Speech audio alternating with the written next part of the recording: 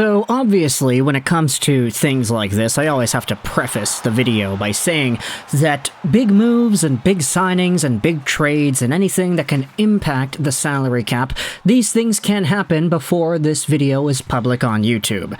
It's kind of the territory when I make videos the day before uploading them, and that is certainly the case here. In this video, what I wanted to do was go over to the Vancouver Canucks and talk about an idea that was discussed on the Canucks Conversation podcast. Now, if you read the title, you saw the thumbnail, you know exactly where it is we are going. Today, we are talking about the Vancouver Canucks and their salary cap structure, and what they could do to potentially give them a little bit of breathing room heading into the start of the season. You see, if you go over to the Canucks Puckpedia page right now, they have themselves about $191,000 in projected cap space. And of course, this is without the addition of a guy like Kevin Lankinen or an Antti Ranta or whomever else.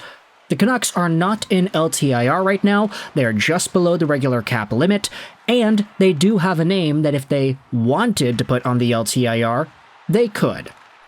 It is $2.5 million defenseman Tucker Poolman, whose contract goes on till the end of this upcoming year.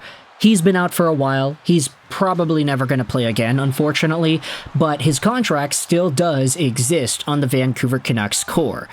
And if you do the math, okay, 2.5 mil, if the Canucks are able to get rid of this money, they would have about $2.69 million of cap room.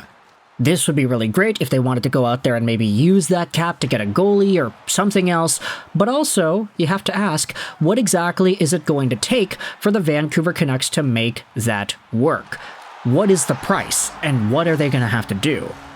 Well, this is where the Canucks Conversation podcast goes out there and talks about it. Harman Dale and David Quadrelli, of course, these are the main hosts of Canucks Conversation. They actually had Irfan Gaffar on this video clip as well, but the video is tweeted out by the Canucks Army Twitter account, and the caption reads this: "Should the Canucks use a mid-round draft pick to move Tucker Poolman's contract?"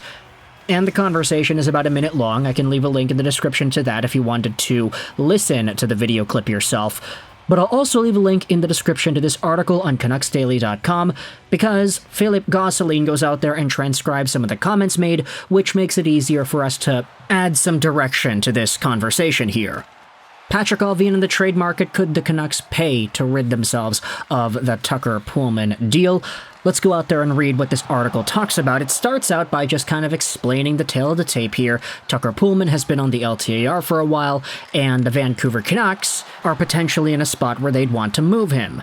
As we know, Patrick Allvin loves to have the flexibility to add players throughout the season, and Poolman's contract as one of the 50 plays an essential role.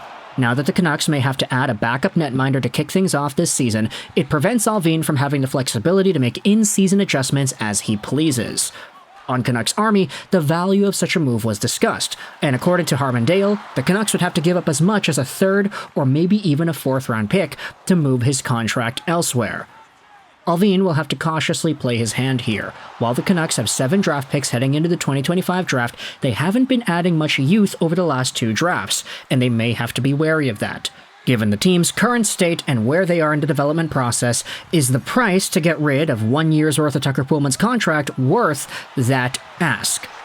Now, this is a really intriguing idea because if you wanted to go out there and just kind of describe what the prices and everything would be, if you wanted to use a 4th round pick as an example here, and you try to map everything out, let's say the Canucks trade away Tucker Poolman and a 4th for future considerations to whichever team. All of a sudden, when you think about what's coming in and what's coming out, it's almost like you traded away Vasily Podkolzin to get rid of Tucker Poolman.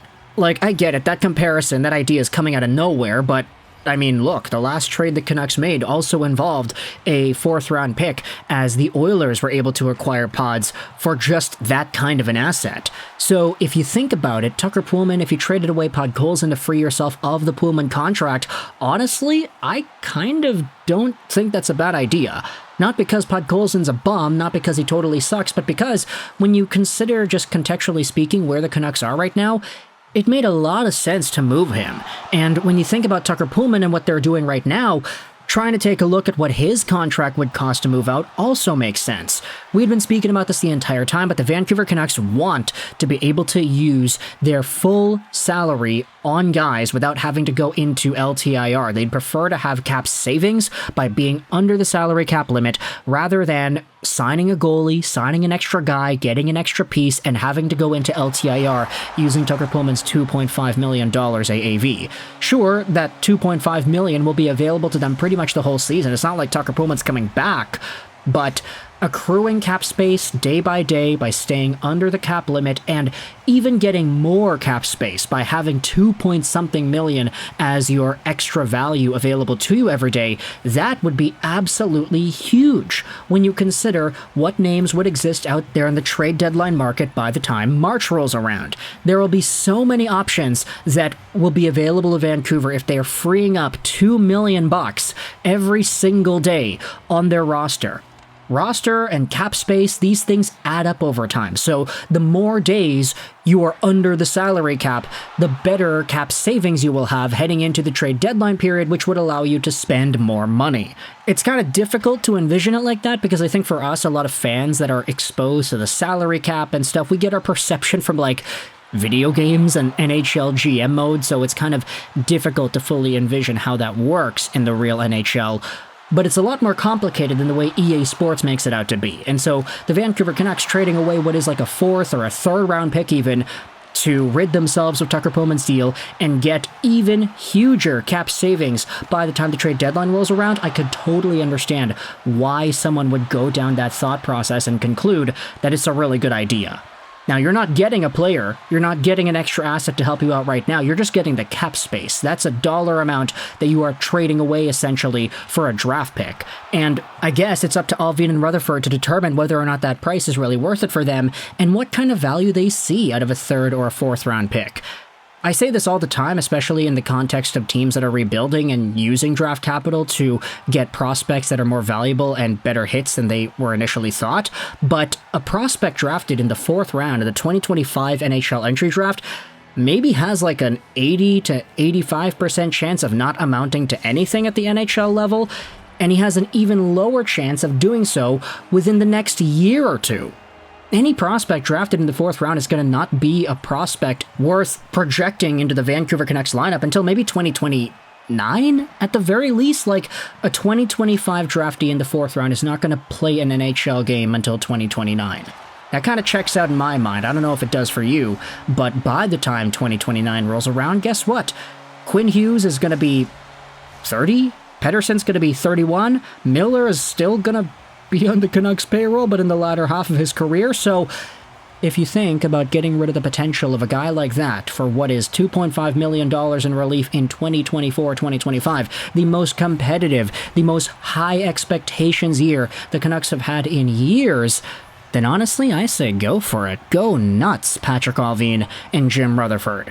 Of course, though, you're going to have to find a team to tango with you in this conversation. You're going to have to find a team that's willing to take on Tucker Pullman and his salary. But at the same time, I think a lot of teams will go out there and say, hey, look at that, a contract, $2.5 million for 1 year. Sign me up. We get a 4th round pick in exchange for taking it on.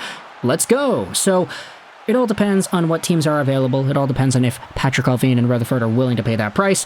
But if you want to voice your concerns, then hey, the comment section totally is your floor. You're definitely able to do that. I encourage it. But either way, I'll leave a link in the description to the audio as well as the article that we pulled from talking about Tucker Pullman and his entire trade situation here. Do you think it's possible? Do you think it's not? Do you think it's a good idea? Do you think the Canucks would get something like this done?